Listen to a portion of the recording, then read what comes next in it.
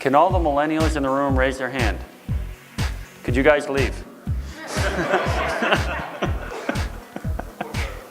Just kidding. So this presentation, I'm excited about this presentation. For those of you who don't know this about us, Stephanie and I have worked at International Training since 1998. She's worked there since 1997. She's the longest standing employee with SDI TDI. We are married, and this is our first presentation together. So those husband-wife teams in the together. So with that, we're going to talk about the managing of millennials and things that we have learned over the last few years through our experiences, and then some things that we've learned through some studies that we've done and some research that we've done.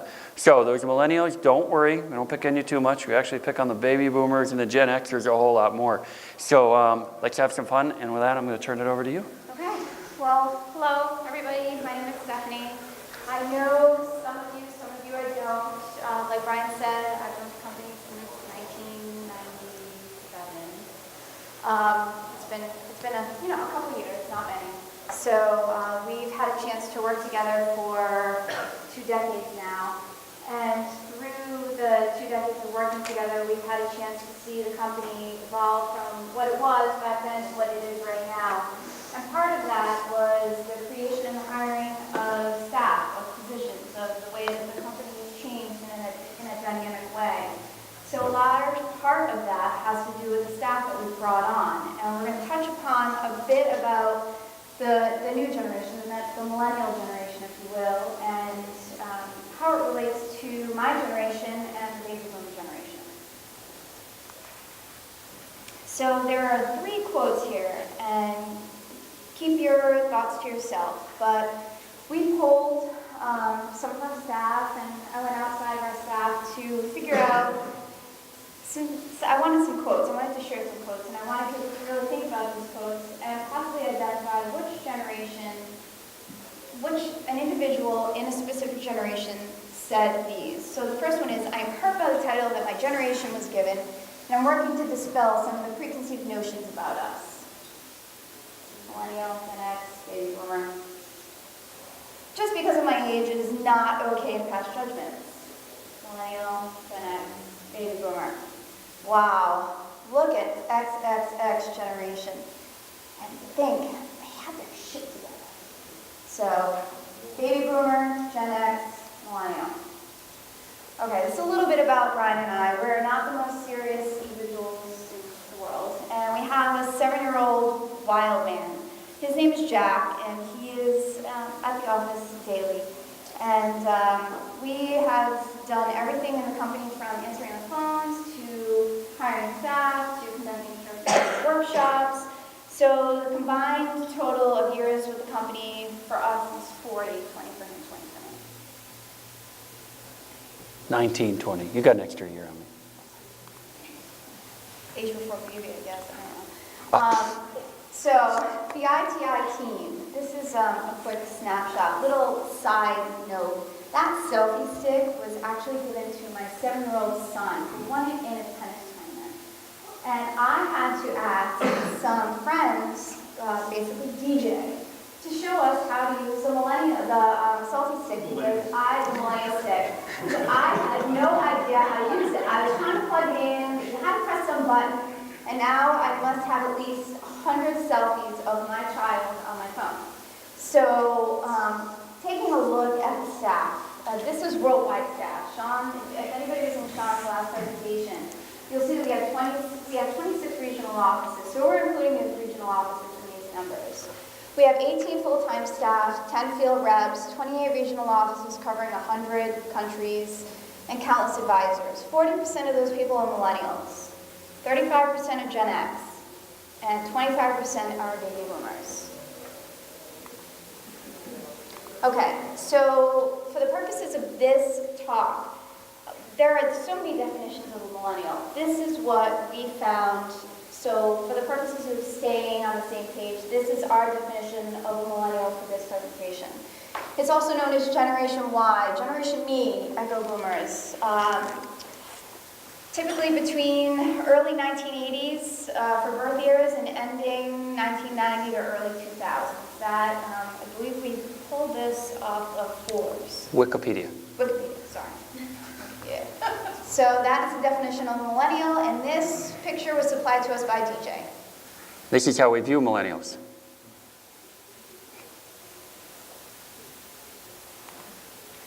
Gen X. Stating birth years between the mid-1960s and ranging from the late 1970s to the early 1980s. So I fit in Gen X.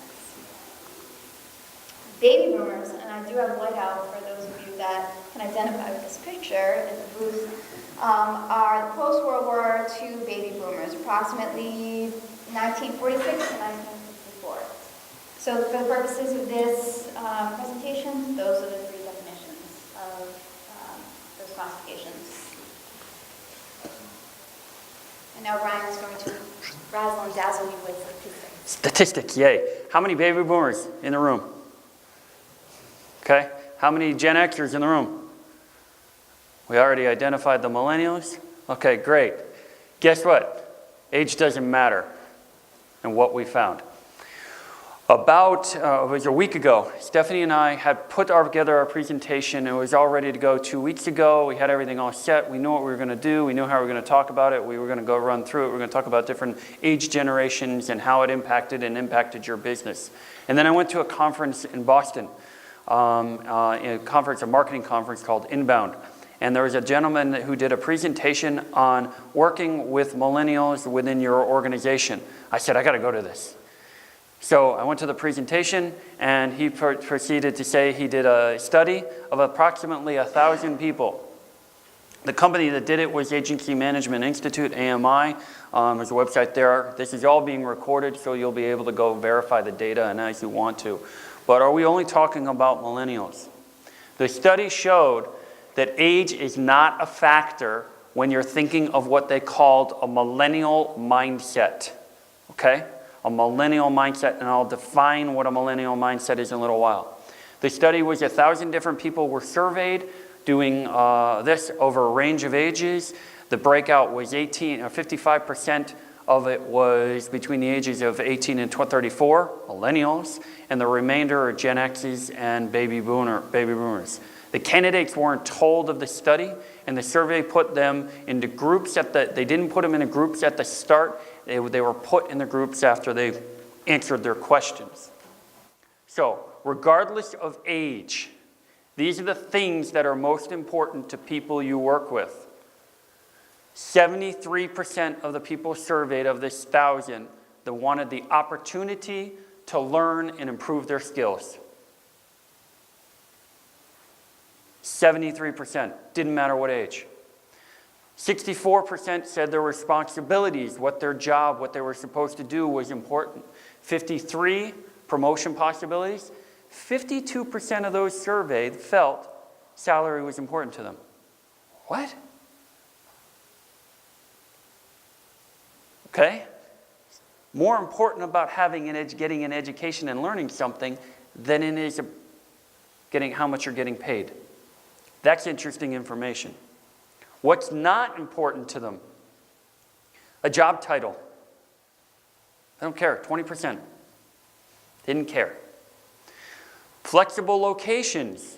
You hear a lot about that, remote employee and stuff like that. It's not as important as these people surveyed. And the group that they surveyed were marketing agency people. So marketers that typically work in front of computers on social media platforms that you would think would be ideally for remote. This wasn't important to them. Health insurance options, vacation time off, and flexible work schedules. This is regardless of age. This is every person you employ and every person you work with. Where they were different, where the millennial was different. Now, the millennial, 77% of them said they wanted to improve their skills. Non-millennials were the one that was a lower percentage. That's kind of interesting. Benefits for the job. 51% of the millennials thought it was important. 25% of non-millennials didn't think benefits were important. So if you have Gen Xers and baby boomers with you, that's not the things, it may not be the things that is important to them. Reputation of the company as a fun place to work wasn't as important. There's a lot in the media, there's a lot of information out there, but the study showed something different. And then opportunities for advancement was very important to millennials, and non-millennials not so important. So what they did next, and what they found was the attitude of the person was the difference in how they approached the company, okay, and how they viewed the company and their position. It was attitude regardless of age. So they went ahead and they started grouping them into 3 categories, regardless of age. I'm going to hear you say that like 15 times from here on out. And the categories they put in, it was group 1. Group 1 was company advocates. They titled them as that. They love their jobs. They feel respected and valued. They're appropriately compensated, and they have lots of opportunities to learn. Company advocates. These are the people we want in our entire company. These are the people I want at international training. Okay? These are the people that we want working with us. The next group, based on how they answered their questions, they got grouped into this. Prosperity partners, it's kind of a strange name. I tried to come up with something different there. But basically this group where employers and employees shared equal responsibility to the success of the company. So that means we've got some people in our company that are like this. One of the things that we do at the company is Stephanie and I regularly do any job that's there. Okay? I clean toilets quite frequently. Okay? We are up moving boxes around, picking, packing materials, and involved in that. Why is that? Because in our work environment, we create that equal atmosphere. We really want that equality. Prosperity partners, those types of employees, thrive in this type of environment. This is what they're looking for in a job, equality. Everyone should be building their own brand. That's interesting. Millennials, they all got Facebook pages. How many are you posting on Facebook right now? Anybody? Anybody? Anybody? Okay, got a couple people. Anybody streaming? Okay, you're building your own personal brand. That's important. That drives some of us nuts. I know it drives me nuts. I walk down the office and, what are you doing? Why aren't you working on the computer and doing something else? They're building their own brand. They want to be able to build that own brand and have their own individuality. Collaboration is critical in their skill. They want to be involved in projects and work together and see joint success, but they need independence and flexibility. So there's definitely some pros, but there's definitely some cons. Questions on prosperity partners. Everybody understand that? And then the last one they grouped in, the millennial mindset. Okay? They believe younger people understand today's marketing better. So a millennial believes they understand marketing better. A Gen Xer believes younger people are better at it. Okay? A baby boomer says, I don't know how to use any of this technology. The younger people are better than that. They would fall into this category. They believe younger workers are undervalued, whether it's older or younger. They believe jobs are necessary to pay for what they really enjoy, and they don't always give their best effort. That sounds like a millennial, doesn't it? That's one of the things that we see and we hear, and they're classified as. But it isn't the millennial. It's somebody with a millennial mindset, and it's across all age groups. Now I'm going to get into some more statistics here. I define those 3 categories. There's company advocates. We love those. Prosperity partners, middle of the road, we've got to work together. Millennial mindset, don't put the best effort. To summarize that, keeping those 3 categories together. They found out 1/3 of the people in the millennial mindset, okay, right here, 28% of the people in the whole millennial mindset are not millennials. Isn't that interesting?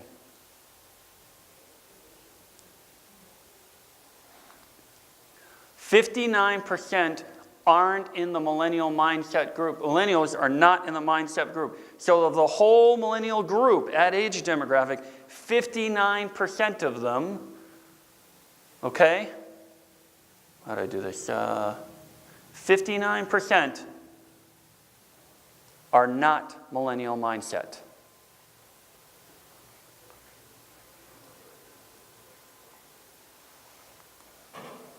Millennial Mindset are generally less engaged. Lots of statistics here. I'll be happy to get into a lot more detail. Like I said, all this will be up online for you to take a look at. I'll post DEMA. Okay? But the opportunities to learn and improve skills, 67% thought they were company advocates. This is only important to 61%. Okay? Their responsibilities, this 70%, 73% was more important than the Millennial Mindset of these skill sets that they're looking at. Their salary, that's always 53%. Okay? It was quite interesting. Creative opportunities to work at work. 60% prosperity partners, they want to work together with people, but the Millennial Mindset, whatever. I'm there for a job, I'm there for a paycheck. I'm there because I just want to get the free dive gear. I'm there because I need to go diving more. Why am I teaching? This isn't fun. Okay? Millennial Mindset don't see a future with the company. This was one of the big things they found out. 77% believe they're not going to be, that is, they don't see a future at all with the company at all.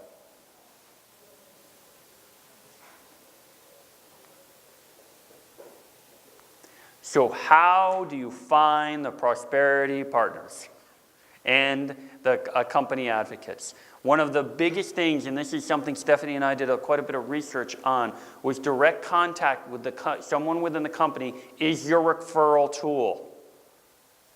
That's how you find the good employees. So what does that mean? You have to create a working environment that people want to talk positively about. It's critical to surrounding yourself with good people. If you are struggling finding good staff and people to work with, change yourself internally, do little things internally, get your employees happy, wanting to show up to work, getting those company advocates talking about it, and they will become your referral tool. Job search websites, 14%, direct contact with somebody within the company, and on. A post from somebody outside the company on their social media, find 1%. It's kind of tough. A post on the company website.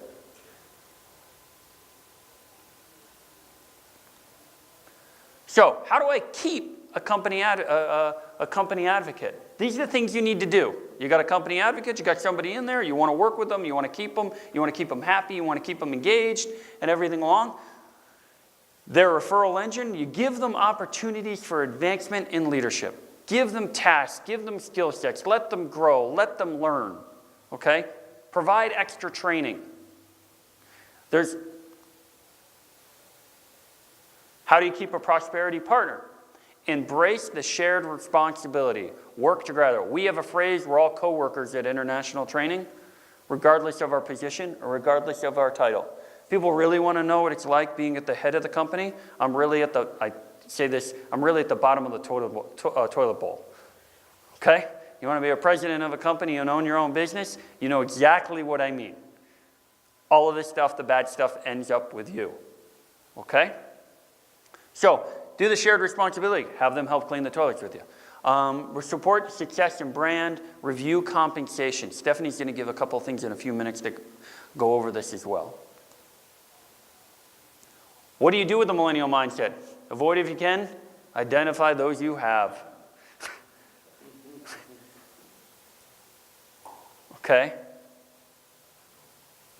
There's more to this AMI that I can cover right now in this presentation, but Stephanie's going to talk to you about some of the things that we do with regards to this. And some of this is the finding in the interview.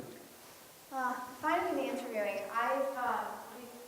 we've had a bit of a change with international training in that we've combined two departments. And I took a couple years off to raise my son Jack after I actually gave birth. And when I came back into the company, I noticed that we had some turnover in the membership services department. Nobody wants to be in membership services. It's not the most glamorous job with our company. I'm getting it.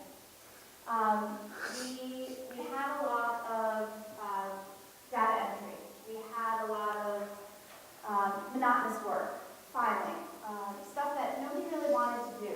So I didn't want to come right back into the company and take not a leadership position, but something that didn't allow me to work with staff.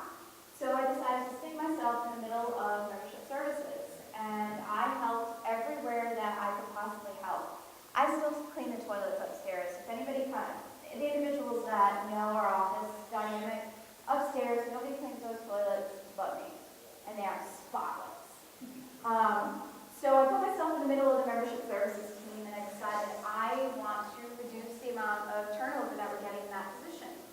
So I started to make things fun. I started to do the things that they didn't want to do. I took those tasks on myself and did them, and kind of tried to lead by example. And in doing that, we started hiring additional individuals that had a different kind of skill set. Brian and I decided we wanted to take the company a little bit of a different way and bring the training department and membership services department together, because they kind of do the same thing. And that way, we were able to take that element of the company, or that position that people didn't really want to do, and make it more fun, more dynamic. We wanted to fill that hole that we identified in our company with the people that we thought would relate well to the individuals out in the field, i.e. the facilities, the instructor trainers, people that were maybe on the fence about doing business with us. They would get that individual on the phone that you can tell when you call our office that they're kind of happy-go-lucky. I know most of you, the individuals that I do know, I know you have kids, I know where you live, I know your interests outside of the dining industry, Christy, I know you love corgis, like just little things. So we're a fun atmosphere, and I wanted to bring individuals into that dynamic. So in hiring individuals within the industry and the subset that I was looking for, I wanted to offer a progressive growing opportunity. Nobody wants to sit and produce cards all day. So in the training and membership services now, the individuals that are on, it's my team. That's the team upstairs. I call them the hooligans. And the entire staff calls them the hooligans for a very specific reason. But those individuals are out there assisting in the instructor-trainer workshops. I've changed the dynamic. I've changed that position so that they're going to start to travel. They're out in the field. They're going to be doing sales calls. They're out on the road with customers. They're shadowing Sean Harrison. They're understanding what litigation looks like in this industry right now. And they're getting that knowledge base that they crave. There's one individual that I did hire that does not fit into the millennial age group. He's the outlier. But the individuals on my team are all in that millennial, they're all in that millennial age, but they do not have that millennial mindset. When I put out a job description, and I had, for the 2 positions that I had open, I had over 40 people apply for those positions. And I weeded them out. I called people in the industry that I knew they worked with and got referrals and references. And I did a lot of FaceTime interviews with them. And I was looking and talking to them about where they saw themselves in 1 year, where they saw themselves in 3 years, and where they saw themselves in 5 years. And I'm learning from 20 years of making mistakes and hiring people.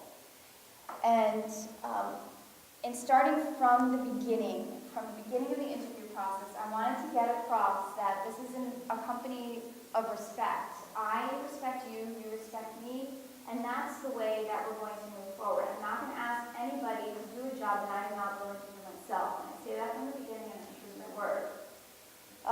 The art of communication is lacking with this generation. That quote is from DJ back there. DJ does fit in that millennial age group, but she does not have that millennial mindset. So the art of communication, the hooligans put Urban Dictionary on my computer so that I could translate some of the words that they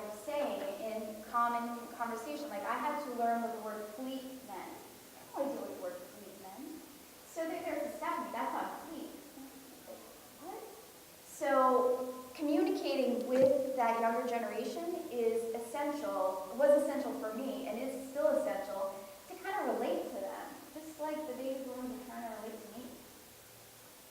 Next slide. So when I start the interview process, and I'm up front and I'm asking what they're looking for, and if they're looking to be in a position for 1 to 2 years, fine. At least I know that. Doesn't mean I'm not going to hire them, but I know that I have a certain time limit to maximize their abilities at the company. One thing I've learned in the 20 years that I've been doing this is you don't burn bridges in this industry. The industry is too small. It's too small to make enemies. It's too small to just be an ass. So if you have people that are going to be with you for 1 to 2 years, you turn that asset into something that you can utilize in the future. They could be your advocate 5, 10, 15 years down the road. Reculum hired me 20 years ago out of the University of Rhode Island. He didn't know what he was bargaining for. He had a snot-nosed 20-year-old that thought she knew everything. But he trained me, and the individuals that we've hired from here going forward, we have those assets in the field. They don't all work for the company anymore. But I know I can call these individuals that are heads of other major manufacturers in this industry that I've worked with. And there were no bridges burned. There was a communication. There was a respect. There was mutual respect. So I'm honest with them in the beginning, and I ask them to be honest with me. So if I know what happened for a short amount of time, I maximize on it. If I know that I might have a life on my hands, I maximize on that as well. Keeping my word. I am really retentive with keeping my word. When I schedule my reviews, I have a big pen and paper because I tend to not use electronics for various reasons. But I'm writing down, looking for what would motivate them. Are they motivated by salary increases? Are they motivated by travel? Are they motivated by additional work experience? Are they motivated by additional training? And then I review those sheets every month. At the beginning of the month, I pull those training sheets out, review for everybody that happens to be on my particular team, and see if I'm meeting those goals that we discussed. And I set the example. I try my best to set the example every day. I try to be the first one there, and I try to be sometimes the last one out. I work from home. I really want them to see that I'm invested in this company for various reasons, but I want them to follow me. I have to set the example. I cannot demand respect. I have to earn it every day. And then I provide mentorship. There are individuals that I work with on a daily basis that I'm trying to teach to them what I have learned in my 20 years here in this industry, the mistakes that I've made. I've made some doozies. And to try and give them that work, that what's in my mind into their mind, so they don't have to go down the same roads that I went down. Not the age that matters, but it's the type of attitude that they have towards the company. And within 10 minutes, I can find that out in an interview, what kind of attitude that they're going to have with the company. And that's just come with experience. But if you get that feeling right off the bat when you're hiring somebody, or if you're going to work for somebody, you know it's not going to be the right fit. That's what I've learned. So going back to these 3 quotes, those have been said by cross generations. That's not just identifying with one specific age group. Those have been said, all 3 of them, by Gen Xers, by baby boomers, and by millennials. So it really truly is the type of person that you're going to be bringing onto your staff, or the type of people that you're going to be working for, that is truly the key. And having the individual that has that millennial mindset, if you're hiring, is not the type of individual that you want on your team. Maybe you do, but for us, it's something that we are going for the other end. We want the individuals that want to learn from us. We want that vigor. We want that zest for the company. And you can tell by walking into our booth and talking to the individuals that you see there that they're invigorated. They want to be there. Question? So before we go, two other points of things here that we found out going through this research. And we would have changed this in the beginning of the presentation, but we had already put out advertising it. Calling a millennial is actually insulting. About 10% of millennials want to be called millennials. So we're going millennial mindset from here on out, okay? But I still like to have fun with our millennials upstairs, and I say, I need to talk to the millennials. Fun, ha, ha, ha, and then they come back at me. We'll teach you how to use a phone. So it's all in good fun. So some of it is real. We do cut deep when we're picking on each other. So try to remove that word from classifying when you're talking to the younger generation. That's an important thing that we found out. The second thing, and this was a huge one for me, and Stephanie touched on a little bit about it, it has to do with respect, okay? I was raised by my father that I need to show respect to the older people. It was Mr. So-and-so and Mrs. So-and-so. That's how I addressed them and introduced myself. I learned how to shake their hands. I learned how to look them in the eye. And I was responsible for earning respect every day. He taught me that skill set, and he taught me that way because if I earned somebody's respect, they gave me their knowledge. Okay? I had to earn Brett's respect for 10 years. Which is difficult, okay? Okay, I had to earn respect of all the other people that taught me and took me in as an employee because I wanted to get their knowledge and they would feed that to me. Rick, standing in the back of the room right there, one of our millennials but company advocate, okay, said to me, respect needs to be respect is just given right up front. I expect you to respect me, period. I'm like, I couldn't wrap my head around that. And we went back and forth on questionings on it. And then it came to me. Why does Rick need me to get information? He doesn't. He Googles it. And on top of that, if I tell him something, he'll Google it to find out if I'm telling him the truth. Think about that. So from that standpoint, the respect aspect was difficult for me to get around until Rick gave it to me and explained it to me, and I went, if I was risen that way and I had access to all this information, I never would have done and sat and listened to the things, to get the information from the past people I worked with. I would have gone right and got the information right away, the quick and easy way. Why do I want to spend all those times? Now, me saying that and me understanding that and going there, Rick then in turn back to me and goes, now I understand why you want respect earned. And he goes, now I'm going to work on earning respect every day because I realize the information, Google isn't right. And this is one of the things they struggle with. So I need to pay attention to the older generation and try to earn the respect on a given day. And that moment when Stephanie and I were interviewing our younger generation for this presentation was huge in the communication structure we have at international training on that back and forth. Okay? So I just want to finish with those 2 points, and then Stephanie, I'll take 2 questions, and you had a question. Yeah, so I should have raised my hand. I am, by date, a millennial, but I identify much closer to Generation X. I am eye contact, communication, the whole nine yards. So I hold the management position at my store, and I manage another millennial, and I find that overarchingly he's a pretty solid employee, but I cannot get him to build character and build responsibility in sales. I cannot. Like, no matter what I do, I've tried incentives, I've tried everything I can do, but you ask him to sell a mask to somebody, you think you were pulling a tooth out of his mouth.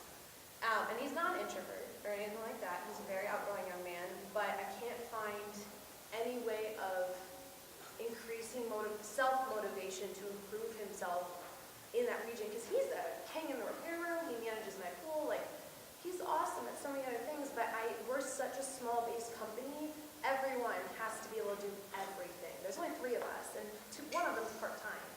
So is there any suggestion that you guys have from experience that you would say could really incentivize him to improve in that region? Because, I mean, even answering a phone for that kid, I mean, it's like, he's so grumpy. Well, there's 2 things. First off, the other thing is DJ gave us that quote, the age group millennials, they don't have they lack any interpersonal communication skills, talking to one another and having that personal. So that's something you've got to try to find a way to help teach them how to do it. They know they're lacking in it. Okay, that's the big thing. If you find somebody who's comfortable, mentor him under that. Okay, show him, teach him, make mistakes. I talk about all the mistakes I've made all the time as a way of breaking down those barriers so they can realize, hey, he's just like everybody else. Okay, so break down those barriers and mentor that. Basically, we'll work on that. This is a big one, become mentor and provide opportunities. They won't respond to money, but they will respond. And I've seen this. We've done different things. We've responded with, okay, if we work on these skill sets over here, you're going to help teach this program over here with us. What? I'm not even an instructor trainer yet. Yeah, you know what? You're going to learn how the IT program is taught. I'm in. What do you need me to do? I'll work 30 extra hours, whatever you want me to do. That building of extra things, find out what they want, what is important to them, and then you use that bit of information. You want to become a cave diver? Cool, I got the information. I'll get that taken care of. What? Yeah, hold on. Call somebody. I got a student, I got an employee who wants to do cave diving. Can you take care of it? Whatever. And oh, by the way, I'm going to put you with this guy who happens to be the head of a company that does technical diving equipment, and he's personally going to take you under his wing to learn how to cave dive. Okay? So use your contacts in the industry to find that if it's a diving-orientated thing. Okay? Things like Rick. Rick is very much into photography and videography lately. I can offer the diving side of stuff. It's cool, but it's better if I come up with a way of an education system where they can go and take a class. I'll take care and financially pay for that class that you're going to do. That means more to them than extra days off, than salary. Yeah, I've tried commission, I've tried days off, I've tried everything I can think of, and the only thing that worked for a little while was getting him like different technical certs, not like diving certs, but repair certs. Because he wants to learn. That's what it comes down. Find out what else they want to learn and then use that information. I'm constantly trying to pull and get information and find out who they're doing and listening to things, and something in passing will, come up. Somebody will say something, I'll go, you know what, that's easy. That doesn't cost us much. Rather than do this, we'll do that. We do role playing as well, because the training membership services is all housed upstairs. So it's like a bullpen type. Sorry, it's a bull. Not that the height difference really makes what we do is we're all together, so it's kind of loud, but a phone call will come in. It's, say, a training standard, and we'll get it on the phone. And for training purposes, I'll do the timeout, put the person on hold, or we'll take their name and number and call them right back. So we read the question out loud, or the question is stated to the whole group. And then I ask a couple questions. Okay, if you were the customer, how would you want to be treated? Like, for example, a student, hasn't received their certification card in 18 months and wants another one. So now, the initial response from the staff is, no, we're going to charge them, we're going to charge them, we're going to charge them. So that's not really a training question. But anyway, so I'm like, okay, wait, before you shout your answer out, you're that customer. Maybe, they're not fishing for a free replacement. Maybe they truly have not received it yet. How would you want to be treated? And so they think about it, and they're like, well, I paid $300 for my class, and still haven't gotten it, this and that. So putting them in the place of that customer or that instructor or that facility that's really kind of having a problem, that sometimes you see the bells go off, and that initial, I'm not going to do it, kind of starts to dissipate. And the role playing, I've created mock standard stuff that I've seen from years ago, and I'll send it to the training membership personnel. Say, okay, you've got 15 minutes to respond to this. How do you respond? Because if they're at a trade show and a person comes up and they want to know about SAC rates with a specific rebreather and how it may apply to such and such, they need to be Johnny on the spot. They can't take 2 hours to think about the response. So we do role playing that way. For the sales stuff, you could have maybe a friend or somebody come in And he might not know that this is, a pretend person, and you can kind of sit with him and maybe guide him. That's what I try and do. It sometimes works, sometimes doesn't. Depends on the We'll person. do like inner store, and I'll use my instructors and things like that, and friends to do it, but it's just like, he just has no interest. You have to search for him to find him if a phone call or a person walks in. It's almost everything else, the boys on top of it, but You have a prosperity partner. So use those skill sets in that list and go from there. One of the other things that we found is collaboration within the team and working together, regardless of age, is a great motivator. We've done things in the past where the company comes and people always, one of the things that comes up is you have different age groups and you say, I need a little more money, I need this, I'm struggling here, I'm struggling there. So we put together, in the past, a bonus structure system where financially we decide that, there's going to be, I'll say number $10,000 left at the end of the $10,000, and I'll take $10,000 and I'll put it into a pool bucket. So at the end of the year, there's $10,000 in the bucket if they do the certain things, and it's not on an individual level. So we take the entire team or a group of people, and in this case that I did it 2 years ago, I took the entire management team, which I have like 6 managers, and I said, okay, there's $10,000 in this bucket. If at the end of the year we meet all this, you each get a $2,500 paycheck, bonus, payment. That's how you're going to use bonus, your everything. But if we miss getting out a newsletter by 1 day, $50 comes out of that bucket. If you miss responding and getting instructor ratings out by a certain day, $50 comes out of that bucket. If you miss getting your reports in at time so we financially can figure out what's going, $50 gets out of that bucket. If you miss ship something, if you do all these different things. Now the $50 that comes out of the bucket, what ended up happening is the managers manage themselves. I just sit back and go, there's $20 out, $30, whatever. And it's very typical right now where someone like, somebody like Chris will pick up the phone. Stephanie's part of the management group, which was kind of interesting in this one. But they would call the phone. Chris would pick up the phone and say, you got to get your reports in. You've got to get your reports. So they work together, a collaboration, and at the end of the year, when they get that check, they're all real happy because they've worked together. So financially you can do it, but that collaboration and tying them into each other have worked really, really well with us. So what other questions do we have? Other questions? Other questions? All right. Just as a recommendation to what the problem that you're having, I know a lot of us are visuals and visually learning. For example, Darren, a lot of the stuff that I have been learning with him, I wasn't capturing it. And using video, a lot, that's where I'm kind of headed, using video, using script. So for example, when an acting class is going on, as she was saying, using role playing. Even write a script and have them play around with it really, really helps as a visual video, as in writing, as examples of using, coworkers, somebody who feels comfortable with. And it's just playing around and getting to know that person also really, really helps to be able to understand what it is that works for them.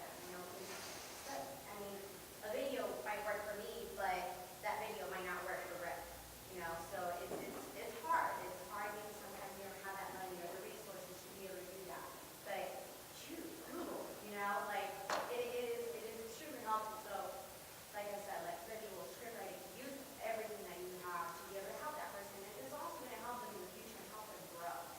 So, it's a matter of patience too. It really, really helps. And sometimes that patience really lasts. The final thing from a mentorship and learning and education and stuff like that, you have field reps coming through at all times. Okay? They're doing their job, they're coming through into the field reps. The field reps' jobs are to educate the retailer, educate people on their equipment. Put one of your employees in charge of that rep and that line of equipment. Tell them, for them to take the meeting and sit and learn what they have to say. And tell your field rep, good field reps will go, I get it, I know what you're doing, I'm going to help you along with this. And then have that employee report back to you on what they found. Make them part of the process. okay? It'll help you in the long run be able to put your head down on your pillow at night because you're not moving and turning staff over as quite frequently. They're involved, they're engaged, they're knowledgeable, they're learning, they're having fun, and you got a place where other people want to come work. So with that, I'll say thank you, appreciate it, and enjoy the rest of your time.